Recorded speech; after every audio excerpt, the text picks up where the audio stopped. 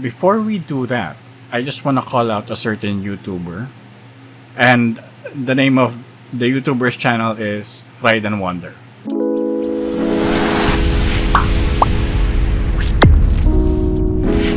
Hey guys, me again Chris, and today we're gonna be talking about one of the more controversial topics when it comes to camping. Well, at least sa ibang bansa. Not sure if it's that controversial here, but still, I wanna talk about it because this is something na nakita ko sa fellow Filipino campers ko, and I do get a lot of questions sa campsites regarding it kapag ginagamit ko siya. And that question is, do I really need to use a ground sheet? Before we do that, I just wanna call out a certain YouTuber, and the name of the YouTuber's channel is Ride Juander. Call out ko siya kasi laging sobrang sarap ng food nila pero hindi siya tumataba. Medyo unfair kasi kunwari kumain ako ng pancit canton ngayon, later on sobrang bloated ko na. So shoutout kay Ride Juander, and kidding aside, please watch their videos kasi sobrang ganda ng content nila. Their last video, it was visually spectacular. Ang ganda ng storytelling nila through their videos, and he's really passionate about camping. So I suggest you check them out kung mahilig kayo sa ganitong klaseng content.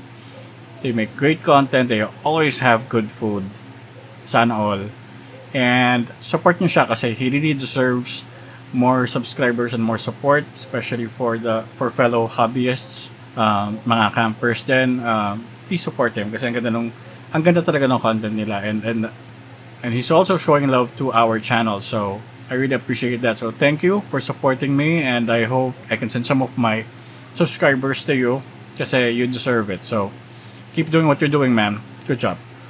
Alright, so I'm gonna show you videos from my last camping trip kasi I did talk about the usage of ground sheet there, and then yung mga hindi ko na-cover, I'll cover it here on this recording, okay? So mag-switch muna tayo ngayon dun sa camping video. Go. Right now, we're gonna be setting up camp, and uunahin natin is yung ground sheet. Now, one of the questions that I want to answer in this video is, do I really need a ground sheet? Kailangan ba talaga? Well, the quick answer is yes. I'm gonna explain why. This is my ground sheet. It doesn't weigh a lot. It's a great tool, to protect your investment. What do I mean?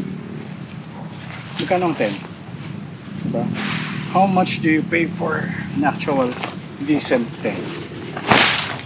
Hindi yung mga pop-up na tents na nakikita sa Shopee or Lazada. Those can be really cheap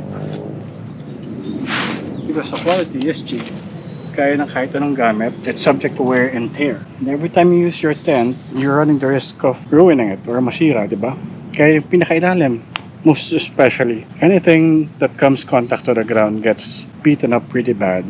Maraming ground sheets sa mamurahan, you can actually buy plastic. May mga rolls yun mga plastic rolls, may hidden shop yun, very cheap. This kind of ground sheet is specific for my tent. I think I spent like 400 pesos for it. Now, kaya sabi ko kanina, it protects your investment. Pagkano ang tent mo? Minimum of 3,000 pesos and up, di ba?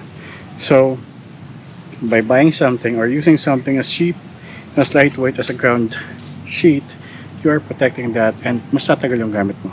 It's very simple. Yun lang naman talaga. Also, you can use a ground sheet for various other purposes. You can use it as an emergency shelter. So I'll just voice over kung ano pa yung uses ng ground sheet na naisip ko. But there's a lot. Okay, so as I reviewed the video, unfortunately hindi pala na-capture ng video yung ibang topics na discuss ko dun sa ground sheet. But that's okay, we're gonna continue that dito sa recording. Alright, so what I discussed there basically is, number one, you have to take note of that. It protects your investment. Sabi ko nga dun, magkano ang tent. It's cheaper to replace a ground sheet that will range you from 50 pesos to 400 pesos depende sa brand, compared to replacing your tent dahil nabutas yung ilalim. Magkano ang tent? Again, I'm not talking about yung mga pop-up tents sa Shopee and Lazada. Again, those are very cheap. Kasi nga, I'm sorry to say this, but the quality is cheap. Yung features hindi ganun kaganda. Mainit siya most of the time, unless of course, you open up all the doors. Yun yung feature niya, marami siyang doors and windows. But who's really gonna sleep like that outdoors? Diba? Wala naman. So, yung mga actual tents talaga, Lalo na kung freestanding yung tent mo and you move it around constantly. Ang mangyayari kasi doon, magkakaroon ng abrasion or magagasgasan yung ilalim. Having a ground sheet will prevent that from happening. Another reason why I recommend the ground sheet is based on my experience, ilalatag mo yung ground sheet mo sa lupa and then your tent. Kapag nagliligpit na ako, nakikita ko yung ilalim ng tent ko, sobrang linis. Pero yung ilalim ng ground sheet, may putek, may kung ano-anong residue doon, may damo or whatever. Pero yung tent wala. So imagine kung gaano kahirap linisin yung buong tent when I get home compared dun sa ground sheet lang na bubuhusan ko lang tubig or i-hose ko lang and that's it, di ba? So yung convenience mismo ng paglilinis din is improved tenfold. In my opinion sobrang dali kasi. Malaki ang tent, it's bulky, you're gonna turn it around, it's papatayuin mo pa, it's sobrang hassle. Kung may ground sheet ka, hindi mo na problemahin yun, di ba? And imagine this scenario na lang. You're camping in the middle of the night, you're relaxing, you're about to fall asleep, and then all of a sudden, umulan na malakas.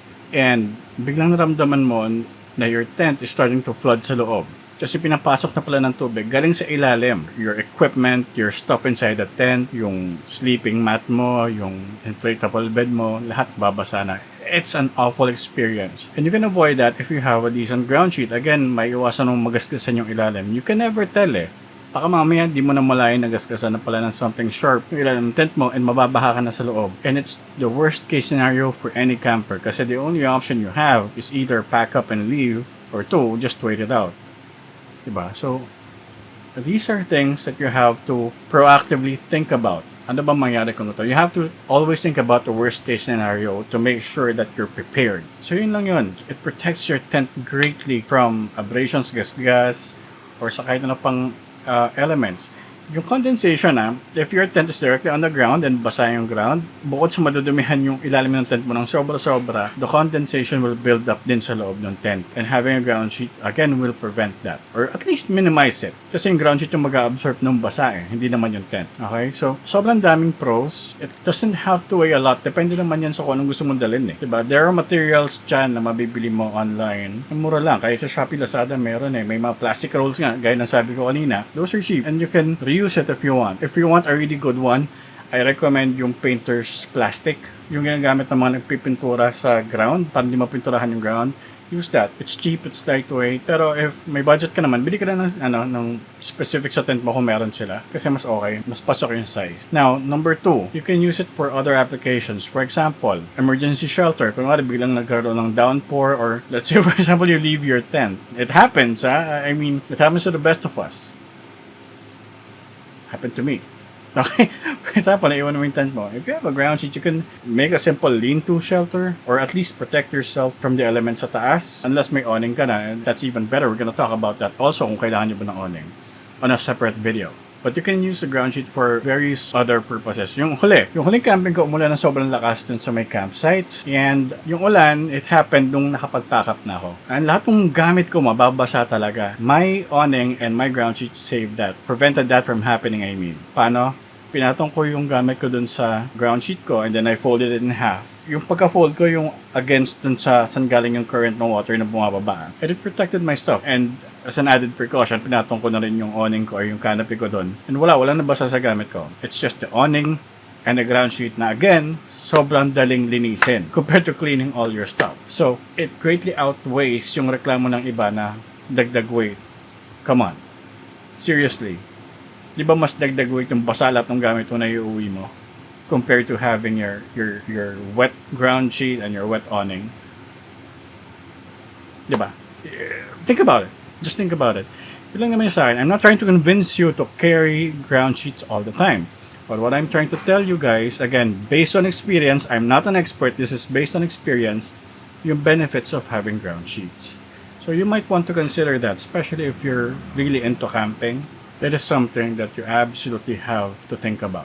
Okay? Number 3 naman, in my opinion, not only does it save your equipment or your tent, it also protects the environment. Lalo na kung madamo yung area. Having a ground sheet sa madamong area protects the grass din. Kasi imagine kung wala kang ground sheet, you pitch your tent or whatever, you put other stuff inside the tent, babaon yun sa ground, diba? So it causes damage din sa vegetation or din sa grass area na pupuntahan mo. So having a ground sheet will at least give some sort of protection to the area din na pinagkakampan mo. We have to protect yung mga campsites na pinupuntahan natin. We have to keep it clean. I love the fact that camping is becoming more and more popular popular in the Philippines. A lot of people are doing it. But don't just be what I call Facebook campers na kapopost ka lang sa Facebook ng camping experience mo and then naiiwan nyo yung lugar na madumi. Make sure you pack up your stuff, respect the environment, kahit gano'n kulit, do what you can to help the campsite sustain its beauty. Kasi we have to respect nature again, and of course, respect na rin yung property ng may-ari ng campsite. Let's not abuse it. Sorry if I'm being sanctimonious or whatever. I am a big fan of nature, that's why I camp. And I want it to be preserved. That's why I remind people that I camp with. I'm reminding you guys now, kasi we have to respect nature. If you want to enjoy camping, if you want your kids to enjoy camping, preserve what we have.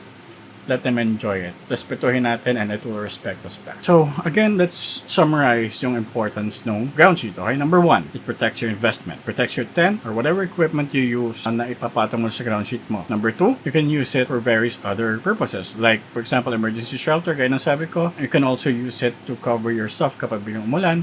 Marami ka po ng paggamitan sa kanya. And number 3, it also protects the environment na pinagkakampan mo. I think that's probably the most important one, to be honest. Kasi again, I'm all about protecting nature. So yun lang for this video. Again, I'm not an expert. I'm just a hobbyist and I'm speaking based on experience. And I hope this video helps you guys out in deciding whether you should get one or not. So yun lang naman for this video. Again, on the next one, we're gonna talk about, do I need an awning? I guess you pretty much have an idea kung anong sagot ko doon kasi I always bring one, but I'll explain why on the next video. Alright? Again, this is Chris and thank you so much for watching the video. Everybody love everybody. Peace.